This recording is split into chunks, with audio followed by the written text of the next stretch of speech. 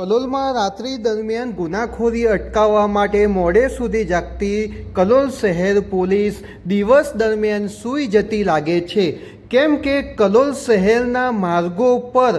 દોડે દિવસે કલેક્ટરનું સ્પષ્ટ જાહેરનામું હોવા છતાં કલેક્ટરના જાહેરનામાનો ભંગ કરીને ભારે વાહનો બેરોકટોકપણે દોડે છે અને શહેર પોલીસ આ મુદ્દે કોઈપણ જાતની કાર્યવાહી કરી રહી નથી. કલોલ શહેરમાં ટ્રાફિક ના થાય તે માટે થઈને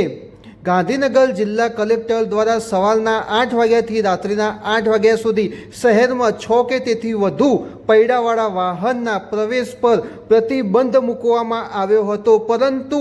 કલોલ શહેર પોલીસ દ્વારા આ જાહેરનામાનો કોઈપણ જાતનું પાલન કરવામાં આવતું નથી અને જાહેરનામું અમલી બન્યું ત્યારથી લઈને અત્યાર સુધી ખાસ કોઈ ભારે વાહનો પ્રત્યે કાર્યવાહી કરી નથી.